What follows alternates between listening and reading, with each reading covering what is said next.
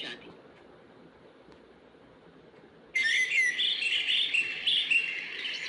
रामनिवास जी का खानदान बहुत बड़ा था।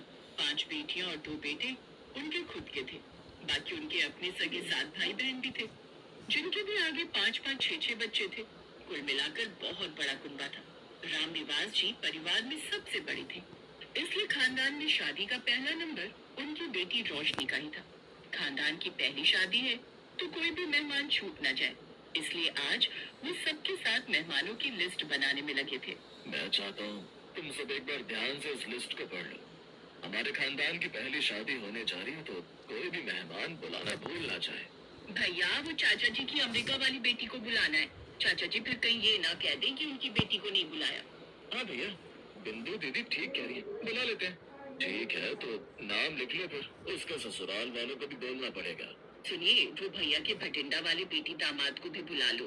फिर अगर चाचा जी के बच्चों को बुला रहे हो, भाभी सबके लिए अदरक वाली चाय बनवा लो जरा। हाँ, रोशनी बना रही है। लाजवंती अब रोशनी से घर के काम करवाने बंद कर दे, पराए घर चली जाएगी कुछ दिनों बाद। पापा, माँ तो मना कर रही थी, पर मेरा मन था मैं बुआ जी और चाचा जी वगैरह के लिए अपने हाथों से चाय बनाऊं। हमारी भतीजी बहुत समझदार हो गई है। ला बिटिया चाय ला। सब मेहमानों की लिस्ट बन जाती है। घर में शादी की तैयारियां शुरू हो जाती हैं। पापा, होटल तो बहुत महंगे पड़ रहे हैं। शादियों का सीजन है, तो सारे होटल अपने रेट बढ़ा चुके हैं। करना तो पड़ेगा बेटा, मेहमानों को हम किसी असुविधा में नहीं डाल सकते। कोई बात नहीं, तो होटल के कमरे बुक करते हैं। जो भी मेहमान आएंगे उन्हें होटल में ठहरा देंगे। घर में अपनी जगह नहीं हो पाएगी। रामनिवास जी को पता था कि सारे मेहमान बाहर से आ रहे हैं। सभी को एयर कंडीशनर में रहने की आदत है। गर्मी की शादी है, तो सभी मेहमान गर्मी में परेशान ना हो, इसलिए बढ़िया होटल बुक करना ही उन्होंने उस समय ठीक समझा। भैया, बहुत महंगे होटल क्यों बुक कर रहे हो? साथ में जो नया घर बना है उसमें कमरे किराए पर ले लेते। कल चाचा जी का फोन आया था, बोल रहे थे कि उनकी बेटी दामाद के साथ बेटी के ससुराल वाले भी आ रहे हैं, तो हम सबके लिए होटल के कमरे ही बुक करें। बाकी कोई नहीं, अब शादी है तो इतना ऊपर नीचे खर्चा हो ही जाता है। पर चाचा जी बाबूजी की जगह है।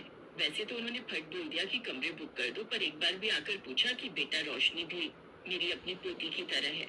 वैसे बड़े शरीके बने रहते हैं। कोई बात नहीं लाजवंती भाभी, हमारे खानदान की पहली शादी होने जा रही है, हम तैयारी में कोई कसर थोड़ी छोड़ेंगे।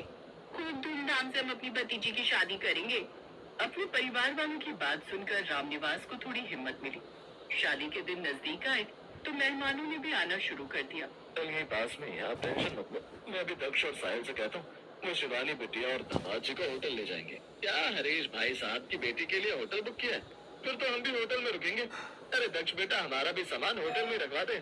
पर कमरे तो। साहिल बेटा, कोई बात नहीं, इन सबका सामान भी लेते जाओ। बहन जी, आप इनके साथ ही होटल चले जाओ।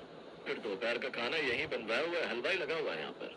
एक एक करके सारे मेहमान होटल जाने लगे। अब जब मेहमान गए तो नजदीकी रिश्तेदार भी कम थोड़ी थे, वो भी होटल में जाने लग गए। कुछ देर आराम करके मेहमान धर्मशाला पहुँचे। हलवाई गरम गरम खाना बना रहा था। दामाद जी आइए, खाना तैयार है। हाँ बेटा, बस खाना लगी रहा है। ताऊ जी, रॉकी और इनकी फैमिली में सब हलवाइयों का बना हुआ तेल घी मिर्च मसालों वाला खाना नहीं खाते हैं। पापा एक काम करते हैं, रॉकी क्यों ना हम होटल से ही कुछ मंगवा लें? हाँ डार्लिंग, ये सब तो अनहाइजेनिक फूड है। मैं और मॉम डैड ये नहीं खा पाएंगे। कोई बात नहीं जी, चलो होटल ही चलो, यार ऐसे भी गर्मी है। अमेरिका वाले रिश्तेदारों का कौन सा अपना जेब से पैसे जाना था। होटल में पूरे 4 दिन कुछ न कुछ खाने को वो मंगाती रहे। शादी का दिन आया। सभी मेहमान तैयार होकर शादी में जाने की तैयारी कर रहे थे। तभी भटिंडा वाले दामाद परमिंदर और अमेरिका वाले दामाद रॉकी के बीच झगड़ा हो गया। तो पहले मैं लिफ्ट में जाऊंगा जी, आप कैसे घुसे चले आ रहे हो? हैं? मैं रोशनी के मामा का जवाई हूँ। पहले लिफ्ट हम लोगों की थी, इसीलिए पहले हम लिफ्ट में जाएंगे। झगड़ा लगातार बढ़ता ही जा रहा था। दोनों दामादों ने गुस्से में हाथापाई करनी शुरू कर दी, जिससे होटल के सामान को नुकसान पहुंचा। किसके ये घर की शादी में आए? मेरी कोई गलती नहीं है, ये आदमी बदतमीज है। और बदतमीज किसे बोला भाई? और तेरा बाप होगा बदतमीज, तेरा सारा खानदान बदतमीज। खानदान पर कैसे गए तुम?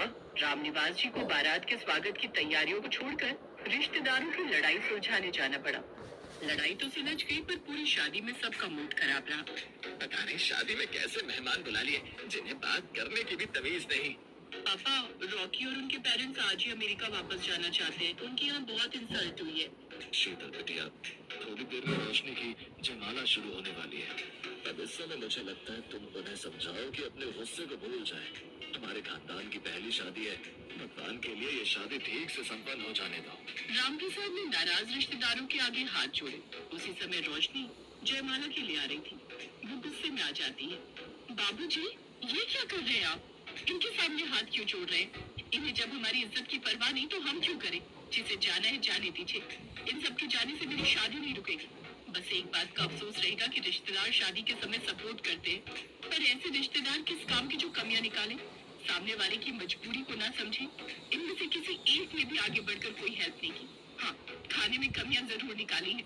हाँ, अगर ये शादी आपकी खुद की बहन या बेटी की होती तो आप ऐसा कभी नहीं करते।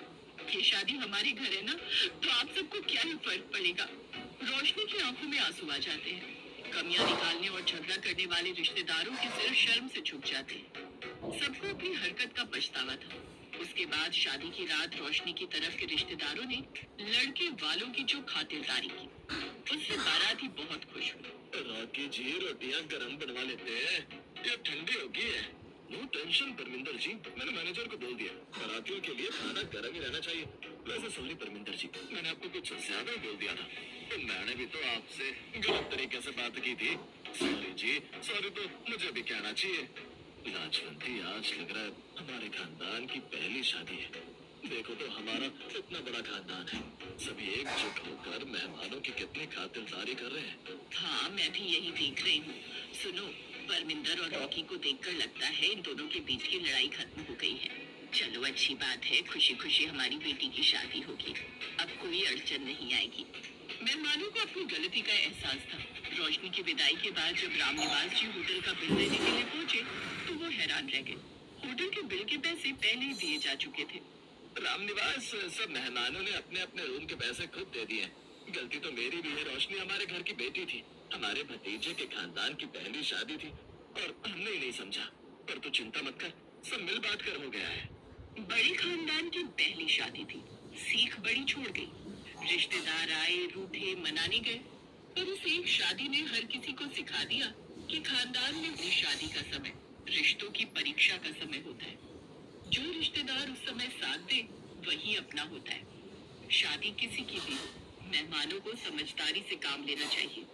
अगर हम किसी की शादी में जा रहे हैं तो बोझ न बने, सहारा बने। यही समझदार रिश्तेदार की पहचान है।